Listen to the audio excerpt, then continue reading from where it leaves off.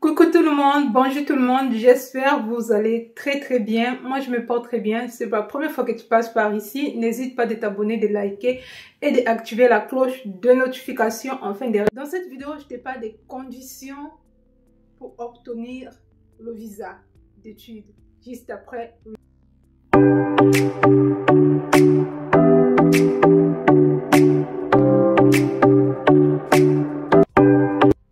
Tu as peut-être tout fait à la procédure Campus France, université non connectée, peu importe. La finalité, c'est de préparer ton dossier visa. Mais pour obtenir le visa, ça va dépendre de la qualité de ton dossier. On vous dira toujours, au Campus France, on va toujours vous dire vers la fin, avoir l'inscription ne garantit pas le visa. Oui, tu as l'inscription, mais ça ne garantit pas le visa parce que vous êtes nombreux pour vouloir venir fréquenter ici. Et ça demande vraiment beaucoup d'efforts de votre part, surtout votre dossier, la qualité joue énormément. Donc, sans plus tarder, on va voir ce qu'il faut réunir pour avoir le dossier solide, enfin, de déposer à l'ambassade. Première des choses, il faut savoir, il faut avoir un passeport. Oui, malheureusement, beaucoup de gens se lancent dans cette démarche, ils n'ont pas de passeport. Un passeport qui a une validité de 6 mois ou plus. 6 mois et plus. De préférence, avoir un passeport qui a 1 an, 2 ans, 3 ans, jusqu'au-delà. Quand tu as ton passeport et la deuxième chose, c'est le cursus à laquelle tu as choisi ta formation. N'oubliez pas que quand vous choisissez vos cursus, surtout pour des gens qui ont déjà des cursus dans leur pays, qui ont déjà commencé le parcours universitaire dans leur pays, quand vous voulez changer de pays pour venir fréquenter en France dans votre projet professionnel, si vous changez l'option, il faut mettre dans votre lettre de motivation pourquoi vous voulez vous désorienter, pourquoi vous ne voulez pas prendre l'inscription dans l'option à laquelle vous avez commencé vos études. Ça, c'est très important. L'ambassade regarde ça. C'est là où l'ambassade regarde souvent pour voir quels sont ceux qui viennent pour fréquenter ou bien pour venir rester en France. Le cursus, c'est très important. Votre entretien Campus France. N'oubliez pas que cet entretien, l'agent qui vous passe l'entretien à la fin va faire un petit résumé sur votre dossier. Et ça aussi, l'ambassade le regarde souvent parce que tout est connecté avec l'ambassade. Campus France est connecté direct avec l'ambassade. Mais je ne sais pas dans certains pays, mais moi je sais quand je suis passée par Campus France, j'avais du mal au niveau des rendez-vous. Et du coup, je suis passée voir l'agent, cette dame. Elle m'a dit, si tu as toujours des problèmes, n'hésite pas de me dire, je vais appeler mon responsable qui travaille à l'ambassade. Service visa étudiant. Et donc, du coup, j'étais un peu stupéfaite, mais j'avais déjà mon rendez-vous. Là, ce sera l'objet d'une autre histoire, parenthèse. Et donc, votre résumé, cet avis, ça compte énormément aussi. L'ambassade regarde souvent ça. Ce n'est pas seulement les écoles, mais aussi l'ambassade regarde ça. Et c'est à cause de ça aussi, beaucoup de gens n'ont pas de visa. Même si ton entretien n'est pas bien passé, tu n'as pas vraiment... Tu te dis, ça va dépendre de ton dossier, forcément. Ton inscription, l'entretien et le logement. Le logement, ça aussi, c'est quelque chose là où beaucoup de gens passent à côté. Parce que si tu n'as pas un logement, comment tu vas être hébergé en France? Comment tu vas être logé? Et ne dis jamais que non, quand je vais arriver, cette question-là, il se pose beaucoup de questions. Quand tu vas arriver, comment? Et donc, si tu n'as pas un contrat de bail ou une attestation de logement, c'est mort, c'est carrément mort. Ça ne sert à rien même de faire ton dossier, de prendre ton énergie, d'essayer de trouver votre logement à temps pour pouvoir déposer votre dossier aussi à temps. Et la personne qui va vous fournir des papiers d'hébergement, il faut que ce soit une personne honnête. Parce que là aussi, il faut vérifier que la personne est bel et bien honnête qui vous donne les papiers. Parce qu'on sait nous tous que maintenant, on peut avoir des papiers d'hébergement moyennant quelque chose. Et il faut demander à la personne un peu d'effort d'aller égaliser ces papiers-là à la mairie des lieux de résidence, là où la personne réside. Et la caution familiale, ça joue beaucoup aussi. La personne, par exemple, qui va vous héberger, il prend déjà en charge 4 personnes. Par rapport à son revenu, on dit une 5e personne dans son domicile, ça va faire trop. Voilà pourquoi on vous demande la vie fiscale. On ne vous demande pas la vie fiscale de la personne qui va vous loger ou la vie fiscale, pas pour rien, c'est justement pour vérifier les revenus de cette foyer fiscal et le nombre de personnes qui sont prises en charge dans cette foyer fiscale. Parce que quand on fait des déclarations d'impôts, il y a la famille qui rentre en compte. Et il y a un certain âge, jusqu'à peut-être 18 ans, 25 ans, si l'enfant est encore étudiant, il peut être déclaré dans le foyer fiscal des parents. Donc ça aussi, ce sont des choses qu'il faut vraiment vérifier. Et vous avez le fameux prise en charge. Là, la prise en charge et le logement, ça, c'est des choses qui font saigner beaucoup de refus à l'ambassade. Ça, on n'étale même pas, on ne discute pas sur ça. Si vous n'avez pas une prise en charge solide, là aussi ne falsifiez pas les papiers. Quand on parle de prise en charge, ce sont la personne qui va te prendre en charge pendant tes études.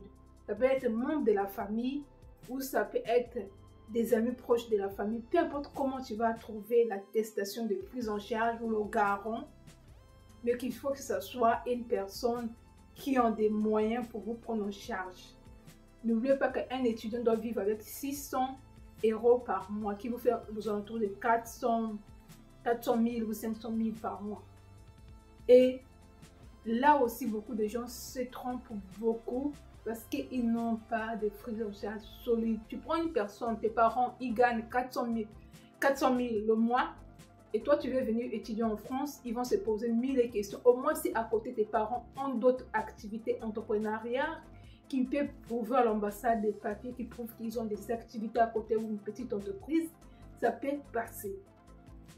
Mais si tu as un parent qui gagne 500 000 au mois et toi tu veux venir étudier ici, il te faut le loyer, il faut vivre avec 600 €, ça ne répond pas énormément, ça ne répond même pas. Dans ces cas, il faut avoir maintenant peut-être des garants. Même quand tu as des garants, récemment, on a eu une de nos copines qui est venue, elle avait des garants, mais quand même, on l'a demandé d'avoir une compte bloqué de 2 500 000. Vous voyez la différence? Donc, la prise en charge est très primordiale. Votre garant est très primordial. Donc, vous pouvez avoir un compte bloqué que l'ambassade demande souvent, qui est aux alentours de 500 millions ou 5 millions plus, désolé, 5 millions ou plus, ou 7 millions.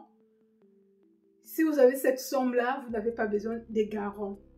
Si vous avez une personne qui peut vous loger à titre gratuit en France, en ce moment, la personne, comme vous avez un logement à titre gratuit dans votre compte bloqué, vous pouvez avoir 2 500 000, ce qui est recommandé. Donc, normalement, pour la prise en charge, vous avez le choix, soit un compte bloqué. Et le compte bloqué, il faut choisir une banque qui est réputée à fournir les attestations des comptes bloqués dans votre pays. Parce que dans certains pays, il y a tellement de banques qui ont fourni des faux papiers ou qui ont donné les comptes qui étaient vides. Ils se sont rendus compte que dans cette banque, il y a des choses qui se passent là-bas qui n'est pas honnête. Tout simplement, du coup, leurs attestations ne passent plus au niveau de l'ambassade. Donc, compte bloqué, la prise en charge. Si vous avez des garants, il faut avoir une lettre explicative dans votre cas pour expliquer pourquoi vous avez des garants. Parce que si leur revenu mensuel ne va pas au-delà de 1 million par mois, c'est mort. Il faut avoir des garants. Si vous avez des revenus, par exemple, leur salaire mensuel, c'est 500 000 ou 600 000, des garants, ça peut passer. Surtout quand vous dépassez l'âge légal pour étudier en France, ça aussi, on regarde. Et si vous avez la prise en charge et l'autorisation d'hébergement à titre gratuit, vous serez logé par votre soeur, votre parent, un membre de votre famille. Dans ces cas, vous allez fournir un compte bancaire qui est au moins 2 500 000. Donc, vous avez 3 formes de prise en charge. Et quand vous avez tout ça, dites-vous que votre dossier est déjà bon. C'est déjà bon si vous avez tous les papiers en règle. Donc, la qualité de votre dossier à l'ambassade est très, très primordiale. Même si votre entretien n'a pas bien passé. Mais si vous avez le logement, si vous avez des garants qui sont solides, et ça ne sert à rien pour aussi d'aller chercher des garants qui gagnent aussi trop, parce qu'on sait nous tous que, voilà, les conditions de vie, ils vont se douter de leur financement, s'ils n'ont pas de preuves. Si la personne ne fait pas dans de bonnes conditions, dans magouille, comme on dit souvent, dites-vous qu'ils vont se poser beaucoup de questions, parce qu'on sait nous tous que c'est facile à avoir des papiers moyennant d'argent. Ils sont au courant de tout ce qui se passe. Ils regardent nos vidéos à tout moment, donc ils sont au courant. Donc les conditions pour avoir votre visa, c'est d'avoir l'inscription, votre cursus que vous avez choisi, l'entretien Campus France, avoir un passeport qui est à jour au-delà de 6 mois et avoir l'attestation d'hébergement au moins égalisée au niveau du lieu de résidence de la personne qui va vous héberger ou le contrat de bail, ou encore le garant, votre garant, la qualité de prise en charge. Donc, dans le garant, vous avez 3 critères, soit des garants, des personnes qui vont vous prendre en charge, et accompagner cette prise en charge avec une lettre explicative, et avoir au moins une compte de 2,5 millions dans votre cas, et ou encore avoir plus de 5 millions dans votre compte bloqué. Et là, vous n'avez pas besoin de garant. Mais si votre attestation de logement est gratuite, en ce moment, vous allez mettre tout simplement la prise en charge qui va vous prendre la moitié de le compte bloqué qu'on demande, c'est 2,5 millions. Et je voulais compléter quelque chose concernant la demande de dérogation. C'est quand même quelque chose qui est très important pour votre dossier visa.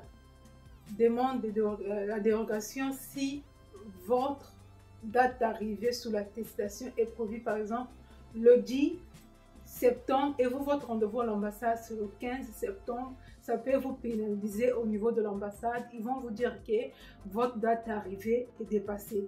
Dans ces cas, il faut leur présenter une dérogation qui prouve que vous pouvez arriver au-delà de cette date prévue de votre arrivée en France. Parce que si vous n'avez pas ça, ça ne va pas passer au niveau de l'ambassade. L'ambassade ne va pas accepter de vous délivrer votre visa parce que vous avez dépassé la date d'arrivée. Et donc, il faut toujours regarder l'attestation d'inscription afin de se dire que vous êtes bien dans les délais pour l'arrivée en France. Même quand vous remplissez votre formulaire pour le visa, on vous demande toujours la date à laquelle vous allez voyager.